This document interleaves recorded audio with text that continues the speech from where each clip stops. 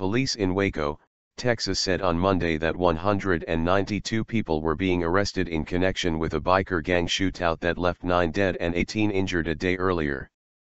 Those under arrest will face charges of engaging in organized crime, police said in a statement. A simmering feud among rival biker gangs boiled over at a sports bar on Sunday, leading to a deadly gun battle in the parking lot. Authorities increased security to quell fresh attempts at criminal activity in the central Texas town following the melee Sunday that also left 18 bikers wounded, Waco Police Sergeant W. Patrick Swanton said. The violence erupted shortly after noon in a Twin Peaks restaurant at a busy shopping center where members of at least 5 rival gangs had gathered for a meeting, Swanton said. Preliminary findings indicate a dispute broke out in a bathroom, escalated to include knives and firearms, and eventually spilled into the restaurant parking lot, according to police. I was amazed that we didn't have innocent civilians killed or injured, Swanton said.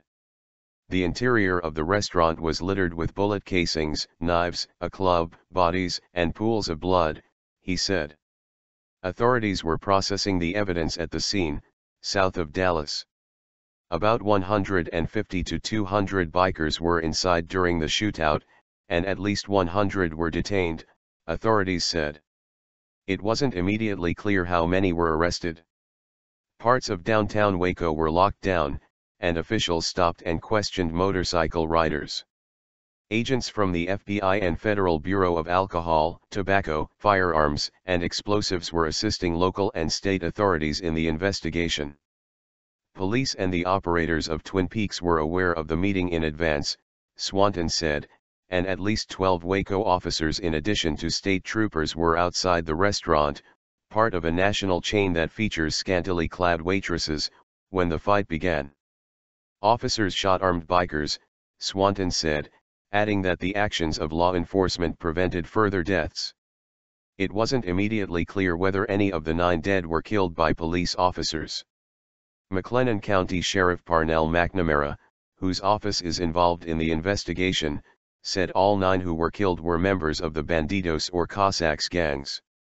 In a 2014 gang threat assessment, the Texas Department of Public Safety classified the Bandidos as a Tier 2 threat, the second highest. Other groups in that tier included the Bloods, Crips, and Aryan Brotherhood of Texas.